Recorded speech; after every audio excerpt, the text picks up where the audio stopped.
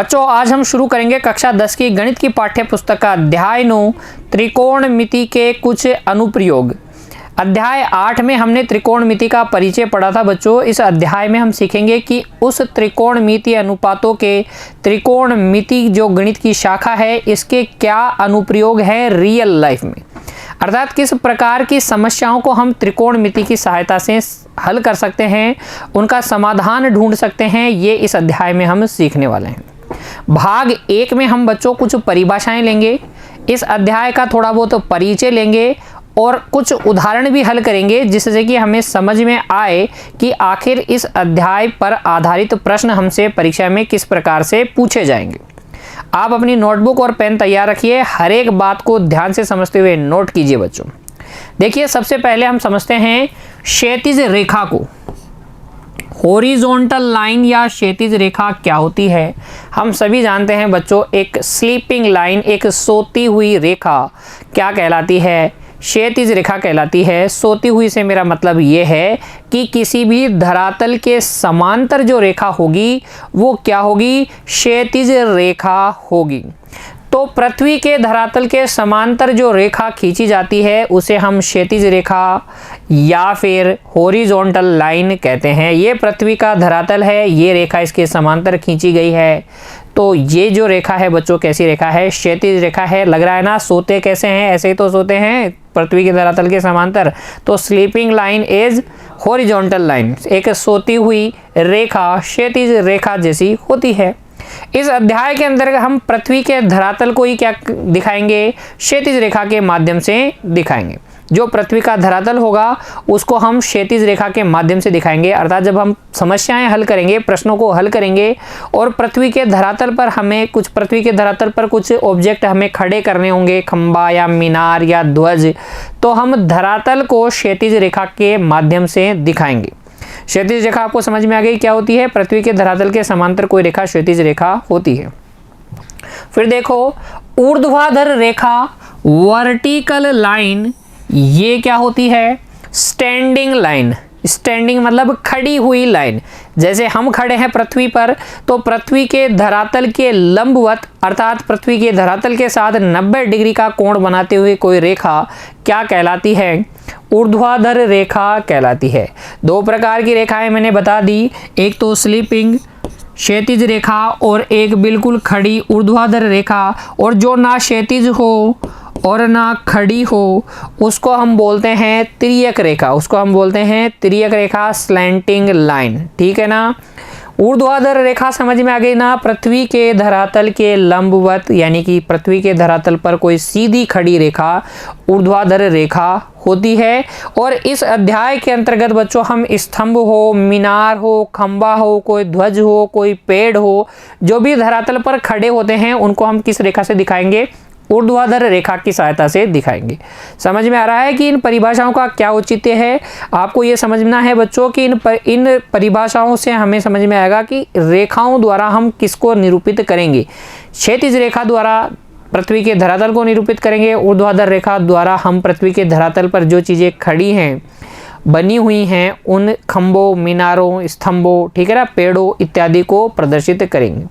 तो हमें समझ में आना चाहिए कि वास्तव में क्षैतिज रेखा होती क्या है, ऊर्ध्वाधर रेखा क्या होती है। एक और परिभाषा देखिए बच्चों, दृष्टि रेखा।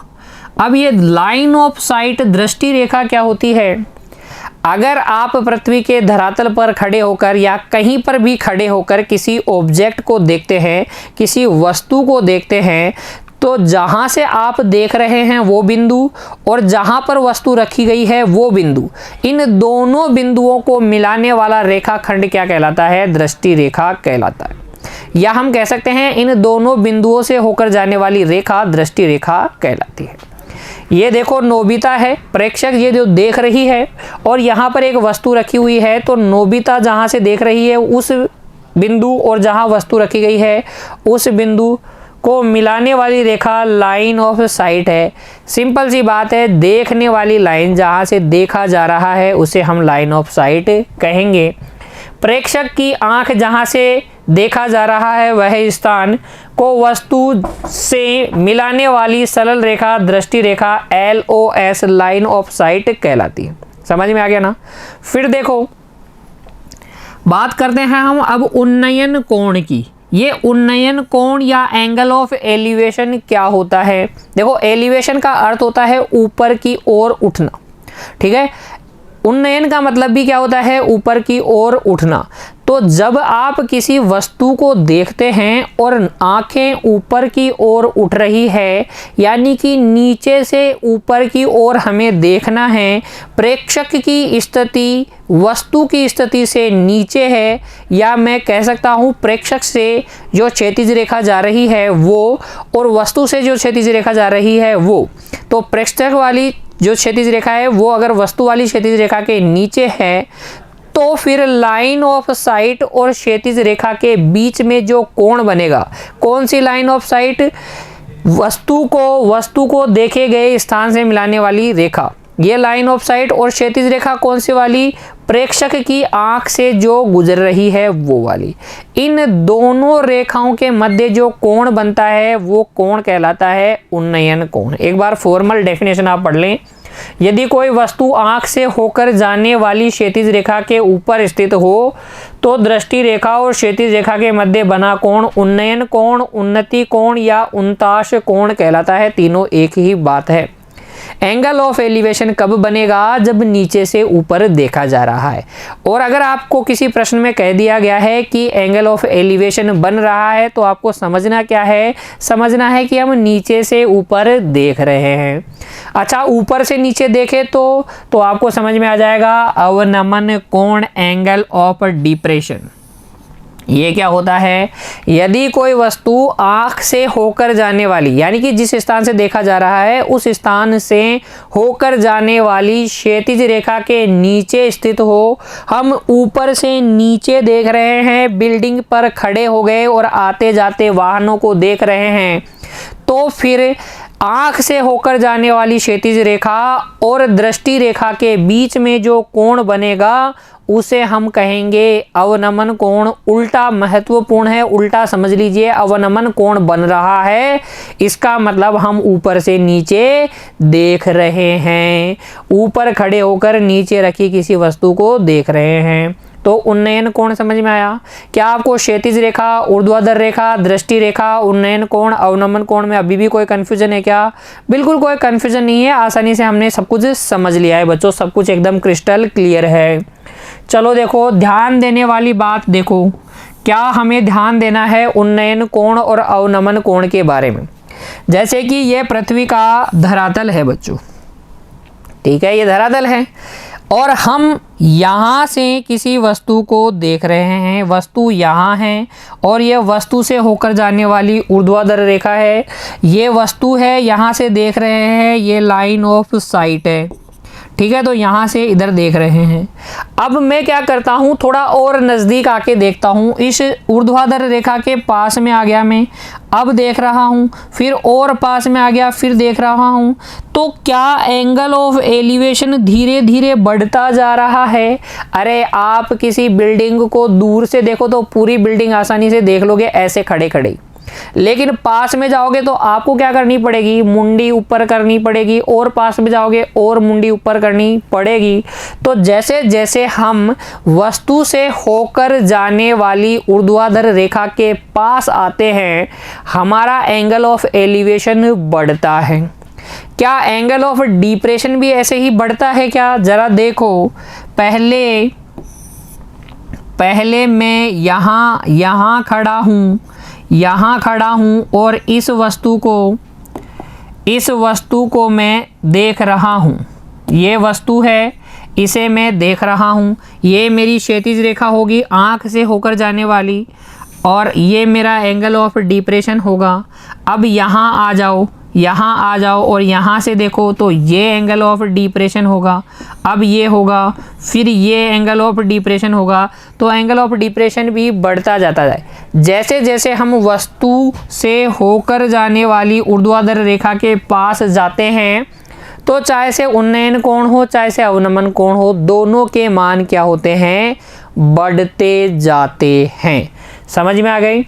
जैसे जैसे हम वस्तु से होकर जाने वाली ऊर्ध्वाधर रेखा की ओर जाते हैं, वैसे वैसे उन्नयन कोण या अवनमन कोण का मान बढ़ते जाता है। तो अगर किसी प्रश्न में आपको समझ में नहीं आ रहा है इस वस्तु को देखने पर ए और बी स्थान से देखने पर 30 डिग्री और 60 डिग्री का कोण बन रहा है। तो अगर आपको कभी ये नहीं समझ में आना कि ये वाला 30 डिग्री है या ये वाला 30 डिग्री है, भाई कोण तो आपको पता ही है, एक तो 30 डिग्री बन रहा है, एक 60 डिग्री बन रहा है, तो कौन सा 30 कौन सा 60? अरे भाई दूर वाला छोटा, पास वाला बड़ा। इसके पास वाला बड़ा होगा, दूर वाला क्या होगा? छोटा होगा। कहने का मतलब इतना सा है, जैसे जैसे हम वस्तु से होकर जाने वाली ऊर्ध्वाधर रेखा के पास आते हैं, एंगल ऑफ एलिवेशन और एंगल ऑफ डिप्रेशन दोनों के मान बढ़ते हैं। ठीक है ना। फिर देखो आगे एक और परिभाषा पढ़ते हैं, सूर्य का उन्नयन कोण। ये सूर्य का उन्नयन कोण क्या होता है? उन्नयन कोण तो हम जानते हैं, किसी वस्तु को अगर हम नीचे से खड़े होकर ऊपर रखी वस्तु को देख रहे हैं तो दृष्टि रेखा और आँख से होकर जाने वाली क्षैतिज रेखा के मध्य जो कोण बनता है वो उन्नयन कोण होता है। ये सूर्य का उन्नयन कोण क्या हो गया? सूर्य का उनताश कोण क्या होता है? तो देखो यहाँ हमारे पास क्या हैं? हमारे सूर्य देवता हैं, बिल्कुल हंसते हुए चमकते हुए सूर्य देवता, और सूर्य देवता हैं इस तरफ, और यहाँ पर एक कोई क्या है? कोई भी वस्तु है, बिल्डिंग है, कोई पेड़ है, मीनार है। ठीक है, तो इधर सूर्य देवता चमक रहे हैं तो इधर इसकी क्या बनेगी? छाया बनेगी। छाया बनेगी ना, तो छाया मान लीजिए बिंदु ए तक बन रही है। तो इस छाया का जो अंत बिंदु है ये, और ये मीनार का जो उच्चिष्ट बिंदु है सबसे ऊपर वाला ये, इन दोनों को मिला लीजिए, एक त्रिभुज बन जाएगा। और यहाँ पर ये जो कोण बनेगा ना, छाया के अंत बिंदु और इसको मिलाने वाली रेखा के मध्य, इस कोण को बोलते हैं एंगल ऑफ एलिवेशन ऑफ सन, सूर्य का उन्नयन कोण। ठीक है, इसकी क्या खासियत है इस पर ध्यान दीजिएगा। एक समय में सभी वस्तुओं के लिए सूर्य का उन्नयन कोण क्या होता है? बराबर। यानी कि अगर मैं किसी फिक्स टाइम की बात करूं तो चाहे वस्तुएं छोटी हो, बड़ी हो, कैसी भी हो, एंगल ऑफ एलिवेशन ऑफ सन सबके लिए क्या होगा? सेम होगा। इसको इस तरीके से समझिए, मान लीजिए ये धरातल है और धरातल पर ये एक बड़ी मीनार है, ये बना रही है सूर्य का उन्नयन कोण 60 डिग्री। कितने बजे? 12 बजे। ठीक है, और उसी समय यानी कि 12 बजे ही इसी धरातल पर ये एक छोटू पेड़ है और इसका एंगल ऑफ एलिवेशन कितना है? थीटा है। तो ये जो थीटा होगा बच्चों किसके बराबर होगा? 60 डिग्री के बराबर होगा। और भी कोई वस्तु है, कोई लड़की खड़ी है, कोई लड़का खड़ा है, उसके लिए भी सूर्य का उन्नयन कोण क्या होगा? सेम होगा। एक समय में समान समय पर सभी वस्तुओं के लिए सूर्य का उन्नयन कोण बराबर होता है। हम इसकी चर्चा क्यों कर रहे हैं? क्योंकि रियल लाइफ प्रॉब्लम्स में हमें क्या करना होता है? ऐसी समस्याओं को हल करना होता है जिसके लिए हमें सूर्य के उन्नयन कोण की सहायता लेनी पड़ती है। तो एक समय के लिए सभी वस्तुओं के लिए सूर्य का उन्नयन कोण क्या रहता है? समान रहता है। सूर्य का उन्नयन कोण होता क्या है? किसी भी वस्तु के उच्चतम बिंदु को उसकी छाया या परछाई के अंतिम बिंदु से मिलाने वाली रेखा तथा धरातल के मध्य बनने वाला कोण सूर्य का उन्नयन कोण कहलाता है। एक फिक्स टाइम पर सभी वस्तुओं के लिए सूर्य का उन्नयन कोण बराबर होता है। आगे बात समझ में? जो भी परिभाषाएं मैंने आपको बताई आपको अच्छे से क्लियर हुई या नहीं? अगर नहीं बच्चों तो इनको लिखिए, बार बार लिखिए, दोहराइए, बार बार वीडियो देखिए, समझने का प्रयास कीजिए। इतनी कोई कठिन है नहीं कि आपको कोई समस्या हो, आपको एक ही बार में सारी बातें समझ में आ गई होगी। और अच्छे से त्रिकोणमिति के अनुप्रयोगों को समझने के लिए बच्चों अब हम बढ़ते हैं उदाहरणों की तरफ। आइए हमारी पाठ्य पुस्तक की उदाहरण संख्या 1 पर चर्चा करते हैं, जिससे हमें ये समझ आ जाएगा कि रियल लाइफ में किस प्रकार की प्रॉब्लमों को हम त्रिकोणमिति की सहायता से हल करते हैं। देखिए, पढ़िए ध्यान से। धरती पर एक मीनार ऊर्ध्वाधर खड़ी है। धरती है, धरती को हम किससे बनाएंगे? क्षैतिज रेखा से। ये लो, ये रही धरती, और इस पर क्या है? एक मीनार है, सीधी खड़ी है। ये ए बी कोई मीनार है, सीधी खड़ी होने का मतलब ये कोण कितने डिग्री का है? 90 डिग्री का है।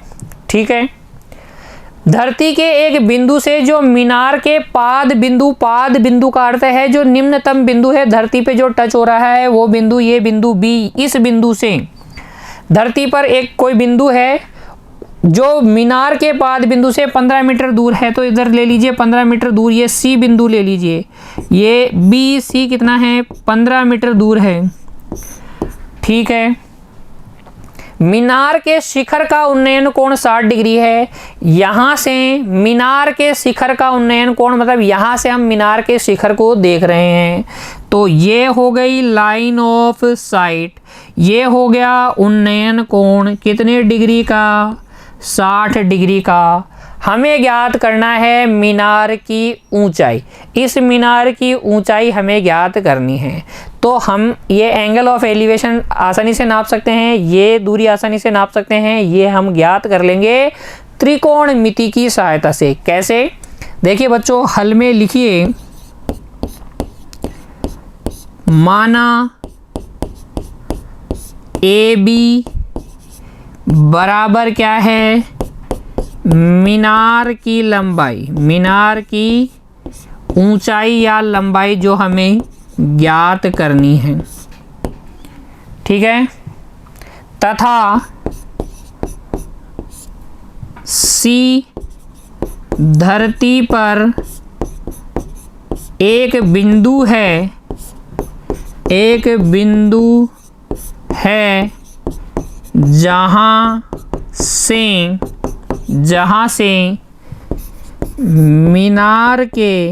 मीनार के शिखर का उन्नयन कोण, मीनार के शिखर का उन्नयन कोण। अच्छा, मीनार का शिखर क्या? मीनार का शिखर ए, इस ए का उन्नयन कोण 60 डिग्री है। तो प्रश्न में जो बात दी गई थी उसको पढ़कर आपने चित्र बना लिया, चित्र में जो आपने जिसको जो माना है उसको आपने इधर हल में लिख दिया। आ गई बात समझ में? अब देखो लिख देंगे, देखिए आकृति में, देखिए आकृति में, तो ये हमारी समस्या का हमने क्या कर लिया, चित्रात्मक निरूपण कर लिया, आकृति बना ली। फिर हमें इस आकृति में ढूंढना है समकोण त्रिभुज और लगा देनी है त्रिकोणमिति।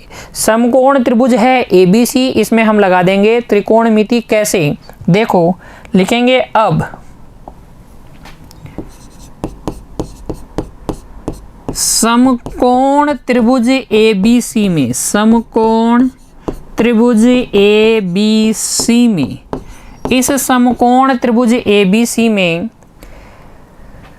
कोण B 90 डिग्री का है, कोण B बराबर है 90 डिग्री का समकोण है। तो कोण B अगर समकोण है तो ये हो गया कर्ण, AC हो गया कर्ण, और C हमें पता है 60 डिग्री का, तो C की अगर हम बात करें तो AB हो गया लंब, और ये जो BC हो गया आधार।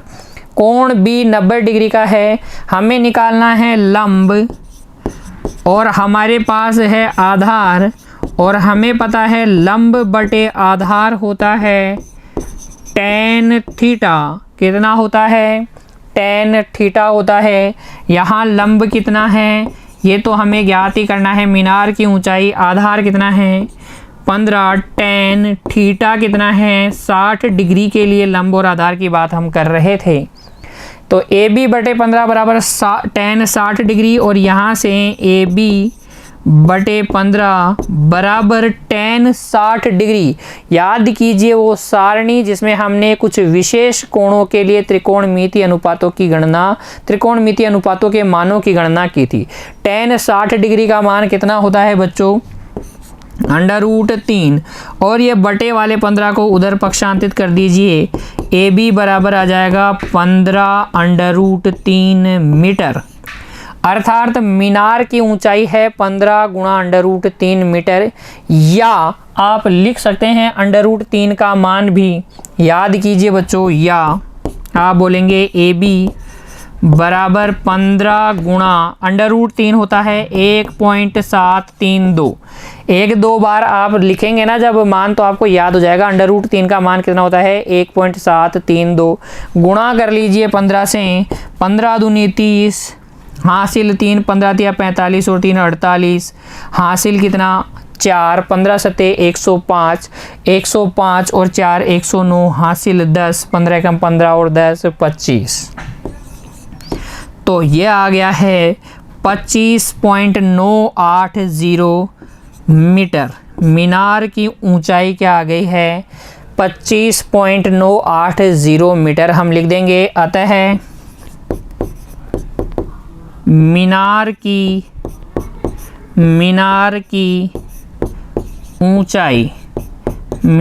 की ऊंचाई बराबर 25.980 मीटर, या आप ऐसे भी छोड़ सकते थे 15√3 मीटर। ठीक है ना, ये लिखिए या ये लिख के आए, कोई दिक्कत नहीं है। तो उदाहरण संख्या 1 के माध्यम से हमने सीखा कि त्रिकोणमिति के अनुप्रयोग क्या हैं रियल लाइफ में। ऐसे ही कुछ और उदाहरण लेके बच्चों हम मिलेंगे अगली कक्षा में। तब तक के लिए पढ़ते रहिए, खुश रहिए, धन्यवाद।